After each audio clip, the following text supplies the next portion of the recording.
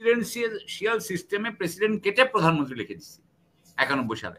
আমরা তো তাই করেছি। আমাদের একটা মাত্র সংস্কার হয়েছিল, একটা মাত্র। সেটা কি?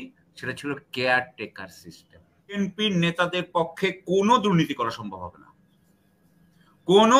কোনো আখের গুছানো সম্ভব হবে না। ওনারা চলবেন কিভাবে? এটা হয় না তো, ওনারা এটা মানবেন না, এটা ওনারা মানতে পারেন না।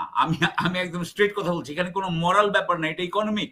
70 যে করা হয়েছে, এটার কি কোনো এমনি এমনি করা হয়েছে?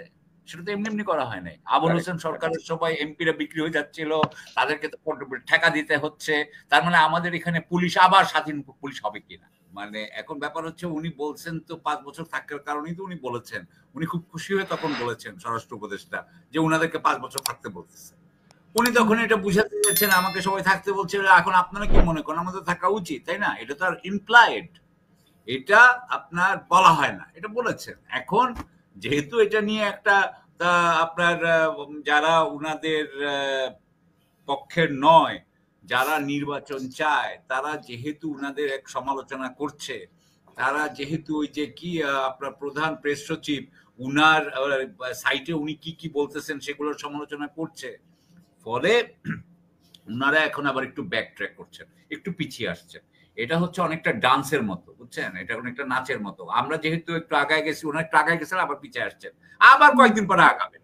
কারণ আমি তারেক রহমানের সাথে এই ব্যাপারে একমত যে আসলে উনারা, আমি নিজেও এটা বলেছি আগে, গত সেই প্রথম থেকেই, আমি সেখান থেকে নড়ছি না। সেটা হলো যে উনারা সংস্কার বলতে একটা সংস্কার বিষয়ক রচনা লিখতেছেন। আমি আপনাকে একটা কথা বলি, আপনি একটা কথা শুনছেন না এতদিন ধরে, যে সংস্কার একটা চলমান প্রক্রিয়া? এটা একটা, মানে আমি এটা একটা মিথ্যা কথা, এটা একটা মিথ্যা কথা। আমি আপনাকে বলি, গত 54 বছরে বাংলাদেশে আসলে সংস্কার কি হয়েছে? আপনি আমাকে বলেন তো, রাজনৈতিক শাসনে সংস্কার কি হয়েছে? আমাদের প্রেসিডেন্সিয়াল সিস্টেম। ভাই, একটা কথা বলি, আপনি যখন বলতেছিলেন না সংস্কার একটা, আমি তখন বলতেছি এটা একটা ধোঁকা, আর আপনি কিন্তু একজ্যাক্ট ওই দুজন এক বছর এক্স্যাক্টলি। আমি আসি যে গত এই 54 বছরে প্রেসিডেন্সিয়াল সিস্টেম আর প্রাইম মিনিস্টার সিস্টেম একই তো সিস্টেম। আমরা প্রেসিডেন্সিয়াল সিস্টেমে প্রেসিডেন্ট কেটে প্রধানমন্ত্রী লিখে দিচ্ছি 91 সালে। আমরা তো তাই করেছি। আমাদের একটা মাত্র সংস্কার হয়েছিল, একটা মাত্র। সেটা কি? সেটা ছিল কেয়ারটেকার সিস্টেম। আমরা একটা আসলে সংস্কার করেছিলাম 54 বছরে, সেটাও আমাদের রাজনৈতিক দল রাখতে পারে নাই। কারণ সংস্কার সাধারণত আপনার ক্ষমতাকে কমায় দেয়, আপনার ক্ষমতাকে সে কমিয়ে দেয়। এই যে শেখ হাসিনা দেখলো তত্ত্বাবধায়ক সরকার থাকলে সে করতে পারবে না, উঠিয়ে দিল। সুতরাং সংস্কার একটা অত্যন্ত অত্যন্ত কঠিন জিনিস। সেইটাকে আপনি রচনা লিখে, আর ওই যে শুনলাম আলী রিয়াজ সাহেব বলছেন যে উনি সবার সাথে এভাবে আলোচনা করছেন, হ্যাঁ, এটা আমার কাছে মনে হয়েছে হয় এটা আমরা বলবো নির্বুদ্ধিতা, অথবা বলবো যে এটার মধ্যে এক ধরনের সময় ক্ষেপণের ইচ্ছা আছে। আমি এটা মেনে নিব। এখন আমি এই জন্য মনে করি যে আপনি খালি আপনি একটা জিনিস করেন তো দেখি, স্বাধীন জবাবদিহি বিচার বিভাগ এবং পুলিশ বানান তো আপনি।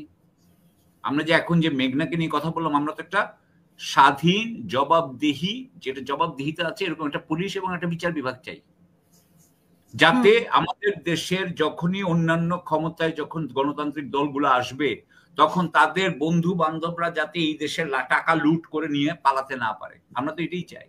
দেখেন এটা করতে পারে কিনা। এইটুকু আসলে এইভাবে সংস্কার হয় না।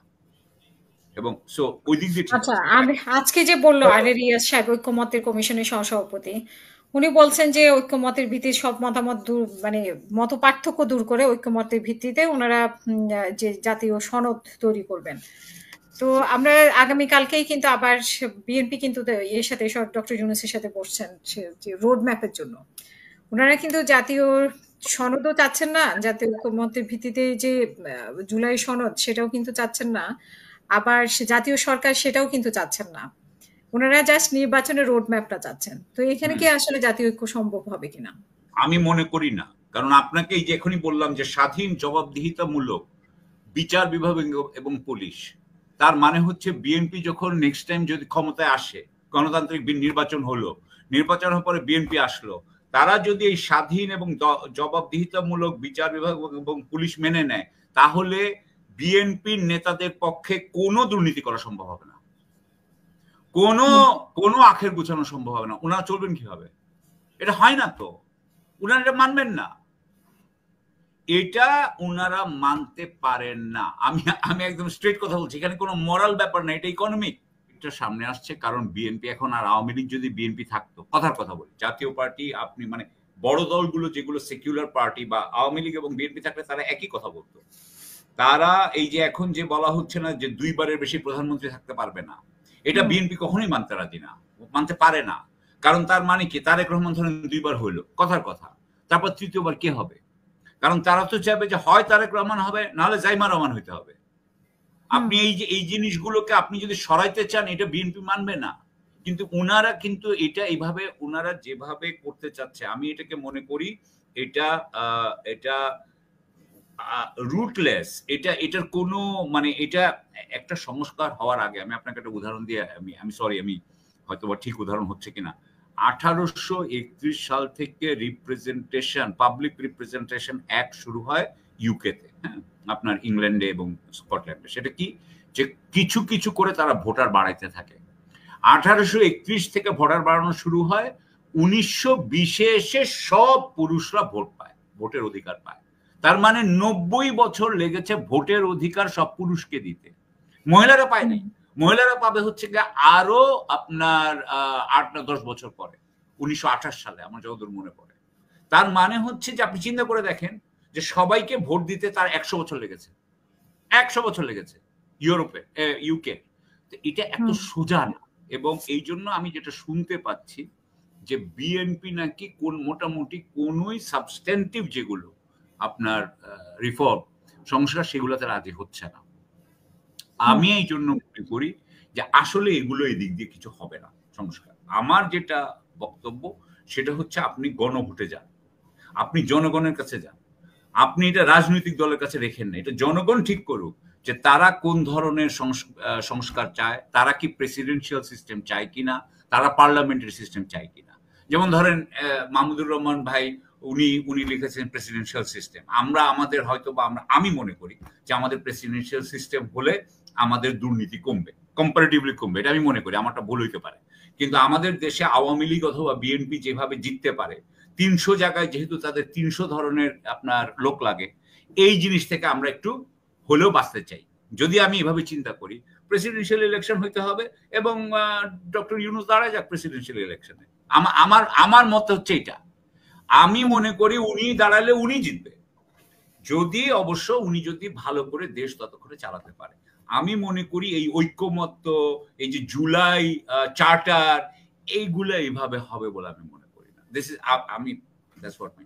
এবং আলী রিয়াজের প্রতি তো অনেকের আস্থাই নেই, বিশেষ করে রাজনৈতিক দল, রাজনৈতিক নেতাদের। আলী রিয়াজ সাহেব তো রাজনীতিবিদ নন, যদিও উনি ছাত্র রাজনীতিতে ছিলেন, উনি বাম রাজনীতি বোধহয় করেছেন, কিন্তু রাজনৈতিক হইতে হইলে যে ধরনের, আমি আপনাকে একটা উদাহরণ দিয়ে বলি,